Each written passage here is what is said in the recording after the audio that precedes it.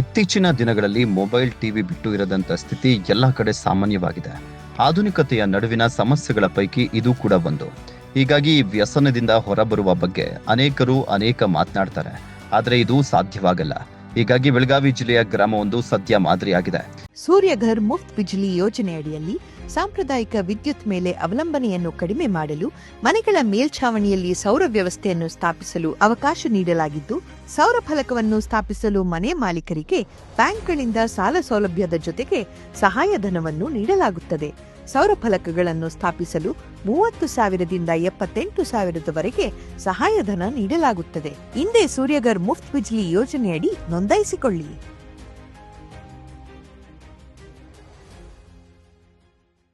ಈ ಗ್ರಾಮದಲ್ಲಿ 2 ಗಂಟೆ ಡಿಜಿಟಲ್ ಆಫ್ ಮಾಡೋ ನಿರ್ಧಾರ ಇಡೀ ರಾಜ್ಯಕ್ಕೆ ದಿಕ್ಸೂಚಿಯಾಗಿದೆ.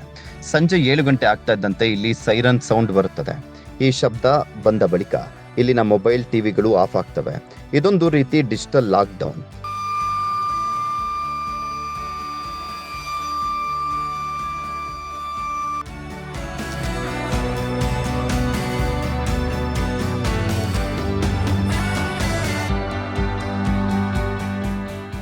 ಬಳಿಕ 9ಕ್ಕೆ ಮತ್ತೊಮ್ಮೆ ಸೈರನ್ ಆಗುತ್ತೆ. ಆಗ ಮತ್ತೆ ಎಲ್ಲ ಯಥಾಸ್ಥಿತಿಗೆ ಬರುತ್ತದೆ. ಹೀಗೆ ಡಿಜಿಟಲ್ ಲಾಕ್ ಡೌನ್ ಮಾಡೋಕೆ ಕಾರಣ ಮೊಬೈಲ್ ಟಿವಿ ವ್ಯಸನ. ಇತ್ತೀಚಿನ ದಿನಗಳಲ್ಲಿ ಇದೊಂದು ಆಧುನಿಕ ಸಮಸ್ಯೆಯಾಗಿ ಕಾಡ್ತಾ ಇದೆ. ಗ್ರಾಮಗಳಲ್ಲಿ ಮೊಬೈಲ್ ಟಿವಿ ಗೀಳಿನಿಂದ ಮಕ್ಕಳ ವಿದ್ಯಾಭ್ಯಾಸ ಸೇರಿ ಜನಜೀವನದ ಮೇಲೆ ಸಾಕಷ್ಟು ಪರಿಣಾಮ ಬೀರ್ತಾ ಇದೆ.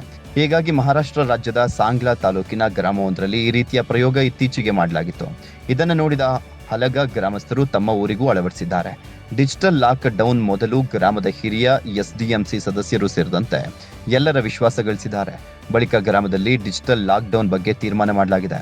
ಗ್ರಾಮದಲ್ಲಿ ಸೈರನ್ ಹಾಕುವ ಯೋಚನೆಗೆ ಗ್ರಾಮ ಪಂಚಾಯಿತಿ ಸಹ ಸಂಪೂರ್ಣವಾಗಿ ಬೆಂಬಲ ಕೊಟ್ಟಿದೆ. ಗ್ರಾಮ ಪಂಚಾಯಿತಿ ಮೇಲೆನೆ ಈ ಸೈರನ್ ಹಾಕಲಾಗಿದ್ದು, ಎಲ್ಲರೂ ಈ ಆದೇಶವನ್ನ ಸದ್ಯ ಪಾಲನೆ ಮಾಡ್ತಿದ್ದಾರೆ. ಈ ವೇಳೆಯಲ್ಲಿ ಮಕ್ಕಳು ಮನೆಯಿಂದ ಹೊರಬಂದು ಆಟವಾಡುವುದು, ವಿದ್ಯಾಭ್ಯಾಸದಲ್ಲಿ ತೊಡಗುತ್ತಾರೆ. ಮೊಬೈಲ್ ಟಿವಿ ವ್ಯಸನದಿಂದ ಹೊರಬರಲಿಕ್ಕೆ ಹಲಗ ಗ್ರಾಮಸ್ಥರು ಮಾಡಿರುವಂತ ನಿರ್ಧಾರ ಈಗ ರಾಜ್ಯಕ್ಕೆ ಮಾದರಿಯಾಗಿದೆ.